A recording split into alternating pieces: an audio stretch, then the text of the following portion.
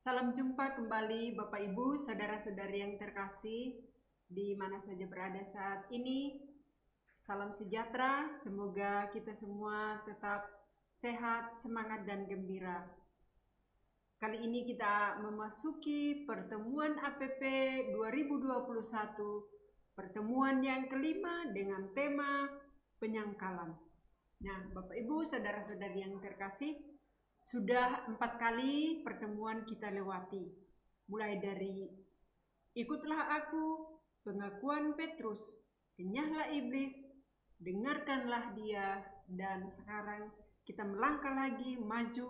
Pada pertemuan yang kelima ini kita akan merenungkan tentang penyangkalan. Bapak Ibu saudara-saudari yang terkasih, marilah kita siapkan hati kita dan kita mulai pertemuan kita ini, kita buka dengan tanda kemenangan. Dalam nama Bapa dan Putra dan Roh Kudus, amin. Marilah berdoa. Bapa yang Maha Kasih, syukur kami haturkan kepadamu atas rahmat kesetiaan iman yang Engkau anugerahkan, sehingga kami setia mengikuti Yesus, Guru dan Tuhan. Perjalanan kami bersama Santo Petrus memasuki saat-saat kritis karena Yesus, Guru dan Tuhan, ditangkap dan dijatuhi hukuman mati di salib. Dalam perjamuan terakhir, Yesus telah mengatakan bahwa Petrus akan menyangkalnya 3 kali, dan itulah yang terjadi. Mohon rahmat Roh Kudus agar pendalaman iman yang kelima di masa prapaskah ini memberikan kekuatan bagi kami ketika kami berada dalam situasi krisis hidup sebagai murid-murid Yesus.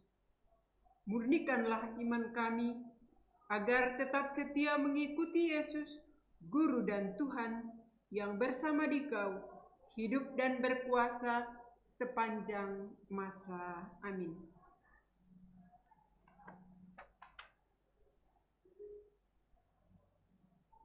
Bapak, Ibu, saudara-saudari yang terkasih, marilah kita siapkan hati dan pikiran kita, siapkan budi kita. Kita mendengarkan dan membaca bersama dari Injil Markus bab 14 ayat 66 sampai 72. Pada waktu itu, Petrus masih ada di bawah, di halaman. Lalu datanglah seorang hamba perempuan imam besar, dan ketika perempuan itu melihat Petrus sedang berdiam, ia menatap mukanya dan berkata, "Engkau juga selalu bersama-sama dengan Yesus, orang Nazaret itu." Tetapi ia menyangkalnya dan berkata, "Aku tidak tahu dan tidak mengerti apa yang engkau maksud." Lalu ia pergi ke serambi muka dan berkokoklah ayam.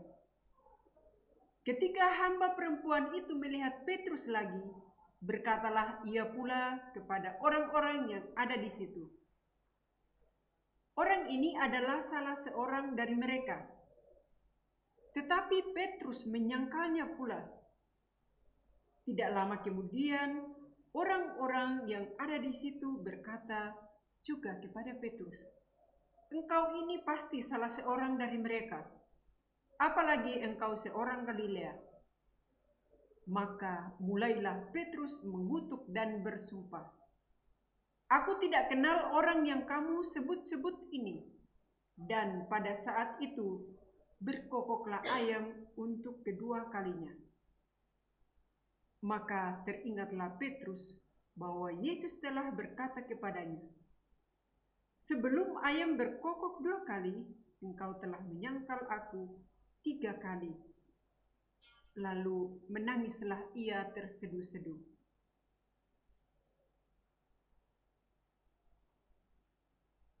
Demikianlah Injil Tuhan. Terpujilah Kristus. Bapak, Ibu, saudara-saudari yang terkasih, kita sudah semakin masuk di dalam mengikuti perjalanan Petrus. Saat ini kita sampai pada penyangkalan. Mendengar bacaan ini yang biasa kita dengarkan dalam pekan suci, maka sekarang kita diajak lagi mengikuti perjalanan Petrus ini dan kita merenungkan tentang penyangkalan sesuai dengan situasi kita saat ini. Menurut Bapak, Ibu, saudara-saudari, mengapa Petrus masih terus mengikuti Yesus yang ditangkap dan diadili di rumah imam besar? Silahkan Anda mengulangi apa yang dikatakan hamba perempuan imam besar kepada Petrus.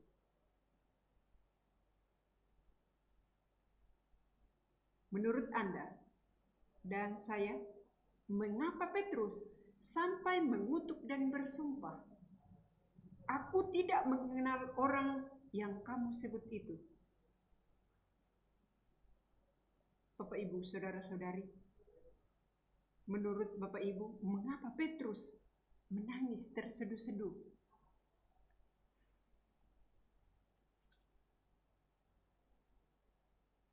Mari kita renungkan bersama. Saudara-saudari yang terkasih, perjalanan kita mengenal Yesus, Guru dan Tuhan yang kita imani, sudah sampai pada pertemuan kelima ini.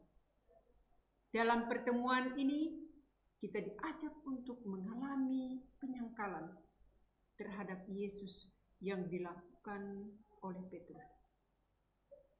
Tentu peristiwa penyangkalan Petrus ini tidak dapat dipisahkan dari perjalanan sebelumnya. Kita sudah memahami bersama bahwa pengenalan para murid terhadap Yesus, Guru dan Tuhan, bukanlah terjadi begitu saja, namun melalui proses yang tidak mudah. Meski dengan jelas dan tegas, Petrus yang mewakili murid lainnya telah menyatakan bahwa Yesus adalah Mesias. Ternyata apa yang dimaksud Petrus tentang Mesias berbeda dari yang dimaksud Yesus, bahkan bertolak belakang. Terjadilah konflik antara Yesus dan Petrus. Petrus menolak apa yang dimaksud Yesus tentang Mesias. Dan di depan para murid lainnya, Yesus memarahi Petrus dengan mengatakan kepadanya, "Enyahlah iblis." Kita bisa membayangkan jika kata-kata Yesus itu ditujukan kepada kita. Apa reaksi kita?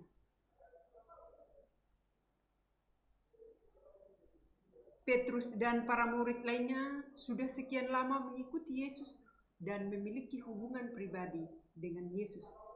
Namun ternyata mereka masih mengikuti pikiran dan harapannya sendiri.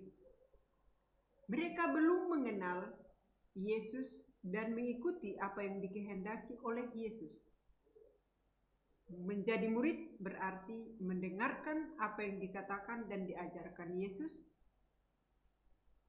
Dengan demikian, murid Yesus selalu mengikuti Yesus, artinya berjalan di belakang Yesus dan menempuh jalan yang ditempuh Yesus, Sang Guru. Namun ternyata Petrus dan teman-temannya masih memiliki pikiran sendiri dan mengikuti pikirannya sendiri. Meski sudah dimarahi Yesus dan sudah dijelaskan oleh Yesus tentang jalan yang harus ditempuh para muridnya, namun ternyata mereka masih saja mengikuti keinginannya sendiri. Ini nampak jelas ketika Yesus menampakkan kemuliaan di hadapan Musa dan Elia. Tiba-tiba Petrus mengatakan usulan mendirikan 3 tenda. Kemudian terdengar suara dari awan, "Inilah anak yang kukasihi, dengarkanlah dia." bukan mendengarkan pikiran dan harapan diri sendiri. Meski sudah dimarahi dan diingatkan dengan jelas oleh suara dari dalam awan, apakah Petrus sudah berubah? Bukankah sebagai murid Yesus, kita juga sering mengalami hal yang sama? Bapak, Ibu, saudara-saudari yang terkasih, dalam pertemuan yang kelima ini, kita memasuki saat-saat kritis Yesus dalam perutusannya di dunia ini. Dalam perjamuan malam terakhir, Yesus mengatakan kepada para muridnya, "Kamu semua akan tergoncang imanmu, sebab ada tertulis, Aku akan memukul gembala dan domba-domba itu akan tercerai-berai. Akan tetapi sesudah aku bangkit, aku akan mendahului kamu ke Galilea." Petrus langsung menjawab, "Biarpun mereka semua tergoncang imannya, aku tidak." Petrus masih saja belum mendengarkan Yesus. Dia masih mendengarkan pikirannya sendiri, bahkan menyatakan dirinya sebagai jagoan yang gagah. Biarpun mereka semua tergoncang imannya, aku tidak. Hebat sekali. Kemudian Yesus menyatakan, "Aku berkata kepadamu, sesungguhnya pada hari ini, malam ini juga, sebelum ayam berkokok 2 kali, engkau telah menyangkal aku 3 kali." Mendengar pernyataan Yesus gurunya itu, bukannya Petrus menerima apa yang disampaikan Yesus, tetapi sebaliknya, Petrus malahan menjawab dengan lebih congkak, "Sekalipun aku harus mati bersama-sama engkau, aku tak akan menyangkal engkau." Semua murid yang lain pun mengatakan demikian juga. Setelah selesai perjamuan malam terakhir, Yesus pergi ke Taman Getsemani untuk berdoa. Di Taman Getsemani, Yesus ditangkap. Para muridnya meninggalkan dia dan melarikan diri. Selanjutnya, Yesus dibawa ke hadapan mahkamah agama. Petrus mengikuti dari jauh sampai di halaman rumah imam besar dan duduk bersama para pengawal sambil berdiam dekat api. Sementara Yesus dalam rumah imam besar berhadapan dengan para imam kepala, tua-tua dan ahli Taurat serta imam besar. Kepada Yesus diajukan kesaksian-kesaksian palsu. Kemudian mereka memutuskan bahwa Yesus harus dihukum mati. Jika Yesus berhadapan dengan imam besar, para imam kepala, tua-tua dan para ahli Taurat yang kesemuanya adalah laki-laki dan di bawah pimpinan imam besar, mereka memiliki kuasa dalam mengadili dan menjatuhkan hukuman terhadap Yesus. Tetapi di halaman, Petrus berhadapan dengan seorang perempuan, hamba imam besar. Hamba perempuan ini melihat Petrus dan berkata, "Engkau juga selalu bersama-sama dengan Yesus, orang Nazaret itu." Petrus menyangkal, "Aku tidak mengerti apa yang engkau maksud." Lalu Petrus pergi ke serambi muka, dan hamba perempuan itu melihat Petrus lagi. Ia berkata kepada orang-orang yang ada di situ, "Orang ini adalah salah seorang dari mereka." Tetapi Petrus menyangkal lagi. Tidak lama kemudian, orang-orang yang ada di situ berkata juga kepada Petrus, "Engkau pasti salah seorang dari mereka, apalagi engkau seorang Galilea." Petrus pun mengutuk dan bersumpah, "Aku tidak kenal orang yang kamu sebut-sebut ini." Saat itu juga ayam berkokok untuk kedua kalinya. Maka teringatlah Petrus bahwa Yesus pernah berkata kepadanya, "Sebelum ayam berkokok 2 kali, engkau telah menyangkal aku 3 kali." Lalu menangislah ia terseduh-seduh. Bapak, Ibu, saudara-saudari yang terkasih, dari apa yang terjadi dengan Yesus di dalam rumah imam besar dan Petrus yang di halaman rumah imam besar mengungkapkan peristiwa yang sangat bertolak belakang. Di dalam rumah imam besar, Yesus berhadapan dengan imam besar, para imam kepala, tua-tua dan para ahli Taurat. Mereka ini orang-orang yang memiliki kuasa penuh untuk menjatuhkan hukuman kepada Yesus. Namun mereka mengajukan saksi-saksi palsu. Dengan demikian, mereka mengadili Yesus dengan kebohongan. Sedangkan Yesus dengan jujur dan terus terang menyatakan siapa dirinya. Di halaman rumah imam besar, Petrus berhadapan dengan perempuan dan orang-orang yang tidak memiliki kuasa apapun atas Petrus. Tetapi mereka menyatakan kebenaran dengan jujur tentang Petrus bahwa dia selalu bersama-sama dengan Yesus. Tetapi Petrus menyangkal. Dengan demikian, Petrus berhadapan dengan orang-orang tanpa kuasa apapun, tetapi jujur. Namun justru Petrus berbohong. Ketika mendengar ayam berkokok 2 kali, Petrus teringat bahwa Yesus gurunya telah menyatakan bahwa dirinya akan menyangkal dia sampai 3 kali. Dan itu benar terjadi. Petrus menyangkal bahwa dirinya adalah murid yang berkhianat terhadap guru yang selama ini telah banyak berbuat baik. Dia menangisi dirinya dengan terseduh-seduh. Petrus menyangkal jati dirinya sebagai orang yang selalu bersama Yesus. Petrus berbohong bahwa dirinya selalu bersama Yesus. Ini dilakukan agar tidak mengalami situasi sulit seperti Yesus. Sebagai murid Yesus, sadar atau tidak, langsung atau tidak, mungkin kita tidak pernah melakukan penyangkalan jati diri kita sebagai murid Yesus. Agar naik pangkat, kita tidak berani terus terang bahwa kita murid Yesus. Ada juga yang berani diberi kepercayaan untuk mengelola kehidupan banyak orang, malah diambil untuk keuntungan sendiri. Memanfaatkan kesusahan orang lain demi keuntungan diri sendiri.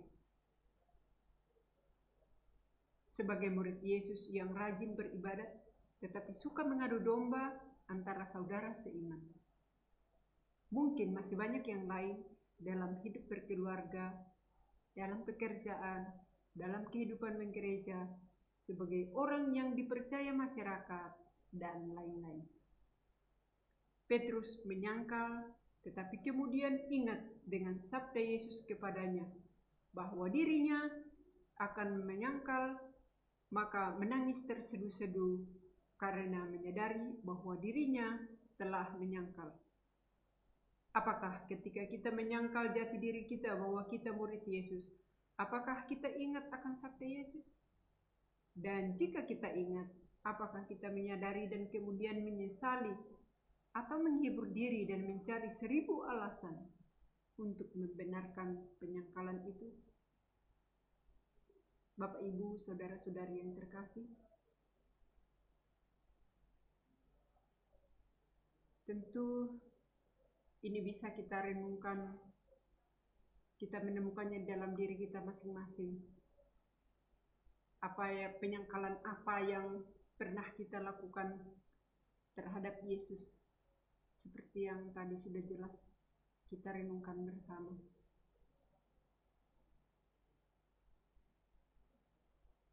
Maka marilah kita kembali bertanya diri. Setelah menyaksikan apa yang terjadi dengan Petrus, bagaimana perasaan Bapak, Ibu, dan saudara-saudari? Lalu, mengapa timbul perasaan itu? Entahkah perasaan itu menyesal atau perasaan apa yang muncul? Mengapa? Ketika belum menghadapi situasi hidup yang sulit, Petrus dengan sombong menyatakan dirinya akan setia mengikuti Yesus sampai mati. Tetapi ketika menghadapi situasi yang sulit, Petrus langsung menyangkal gurunya.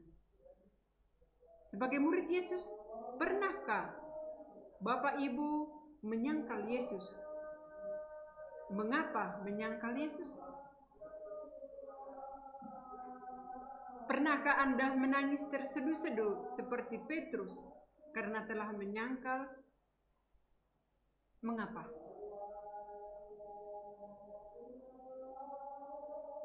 Mari kita masing-masing bertanya pada diri.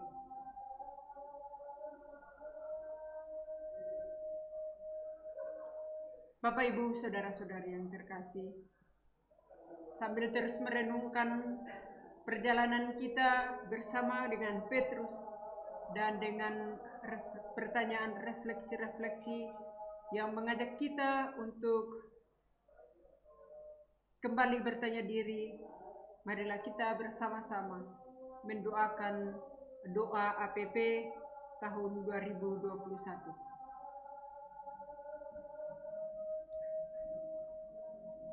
Bapa yang Maha Kasih, sudah sekian lama seluruh dunia berada dalam situasi hidup yang sulit karena pandemi COVID-19.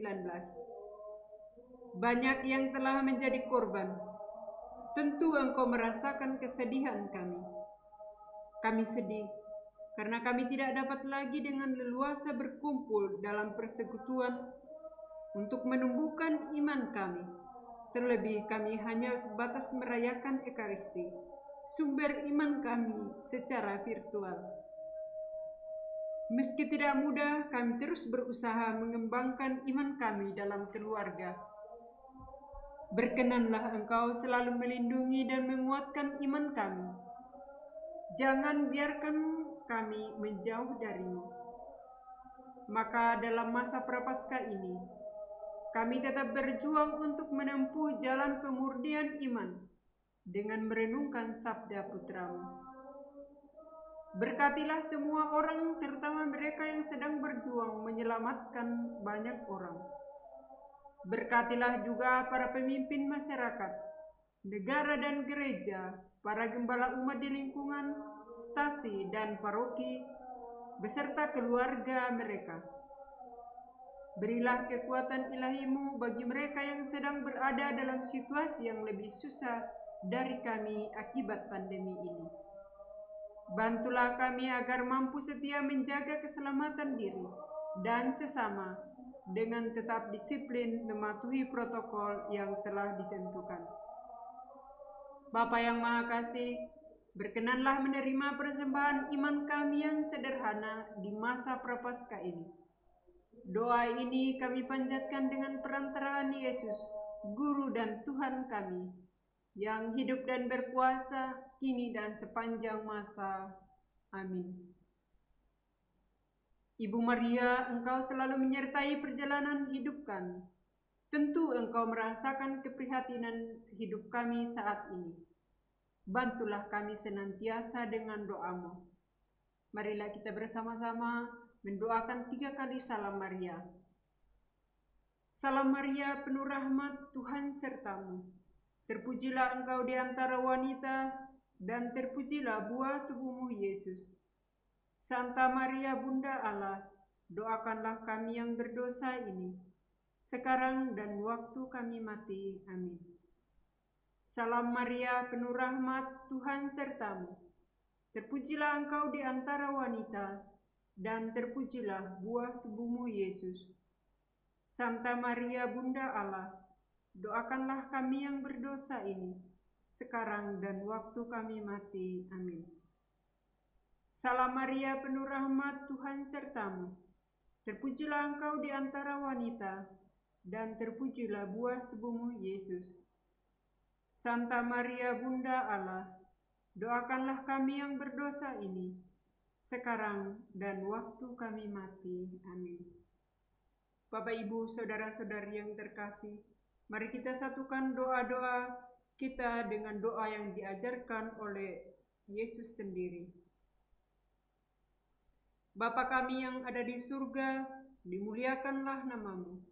Datanglah kerajaan-Mu, jadilah kehendak-Mu, di atas bumi seperti di dalam surga. Berilah kami rejeki pada hari ini, dan ampunilah kesalahan kami, seperti kami pun mengampuni yang bersalah kepada kami. Dan janganlah masukkan kami ke dalam pencobaan, tetapi bebaskanlah kami dari yang jahat. Amin. Bapak, Ibu, dan saudara-saudari yang terkasih, marilah kita mengakhiri pertemuan kita pada pertemuan yang kelima ini dengan doa penutup. Marilah berdoa.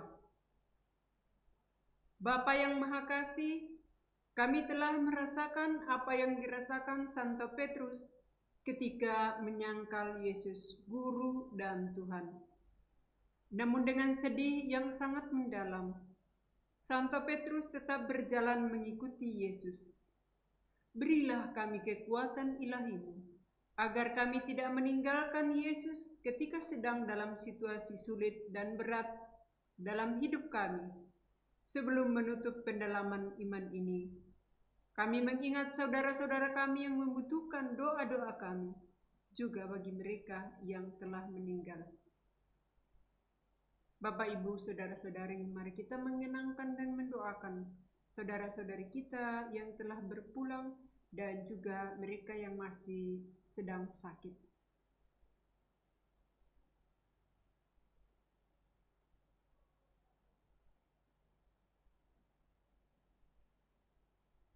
Jagalah dan lindungilah perjalanan hidup kami selanjutnya sebagai persekutuan murid-murid Kristus yang dewasa dalam iman, guyup, penuh pelayanan dan misioner. Demi kemuliaan namamu sepanjang segala masa. Amin. Bapak, Ibu, saudara-saudari yang terkasih, demikianlah pertemuan kita pada pertemuan yang kelima ini telah selesai. Semoga kita tetap sehat dan kita memohon berkat dari Tuhan. Semoga kita senantiasa dilindungi, dijaga, dan diberkati olehnya dalam nama Bapa dan Putra dan Roh Kudus. Amin.